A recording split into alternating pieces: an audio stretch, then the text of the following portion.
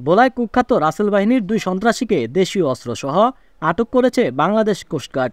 মঙ্গলবার দুপুরে lieutenant commander Salauddin Rashid Tanvir এই তথ্য জানান। তিনি বলেন, বেশ কিছুদিন ধরে ভোলার সদর উপজেলাধীন ভোলার চরে রাসেল বাহিনীর সক্রিয় সদস্য মোফাজ্জল ও আব্দুল বাতেন স্থানীয় জনসাধারণকে জিম্মি করে চাঁদাবাজি, জমি দখল ও জুলুমের মতো অপকর্ম করে আসছিল। ভুক্তভোগী ও স্থানীয় জনসাধারণ কোস্টগার্ডের কাছে সাহায্য চাইলে 8ই অক্টোবর সোমবার রাতে বাংলাদেশ কোস্টগার্ড উক্ত এলাকায় একটি অভিযান পরিচালনা করে। অভিযানে ভোলা সদর উপজেলাধীন ভোলার চর থেকে রাসেল বাহিনীর সক্রিয় সদস্য মোফাজ্জল ও আব্দুল বাতেনকে একটি আগ্নেয়াস্ত্র ও 6টি দেশীয় অস্ত্র এবং একটি মোবাইল সহ আটক করা হয়। বিসমিল্লাহির রহমানির রহিম।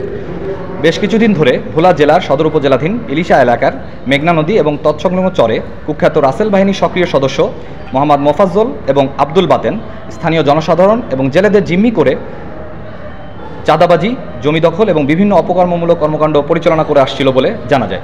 এরূপ তথ্যের ভিত্তিতে বাংলাদেশ কোস্টগার্ড দক্ষিণ জোন উক্ত এলাকাসমূহে গোয়েন্দা তৎপরতা বৃদ্ধি করে।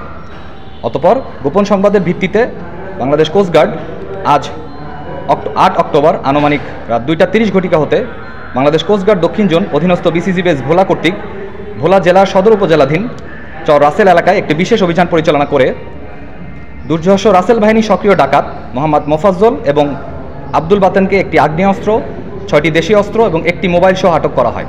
পরবর্তীতে আটককৃত ডাকাতদের জব্দকৃত মালামাল সহ ভোলা সদর উপজেলার মডেল থানায় হস্তান্তর কার্যক্রম প্রক্রিয়াধীন রয়েছে। বাংলাদেশ কোস্টগার্ড ভবিষ্যতেও জনসাধারণের যান ও মালের নিরাপত্তার নিশ্চয়তা বিধানে এরূপ অভিযান অব্যাহত রাখবে। ধন্যবাদ।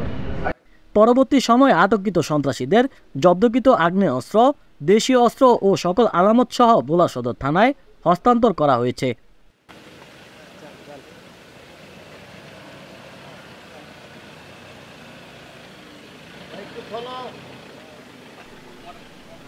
Sohel Rana, news desk.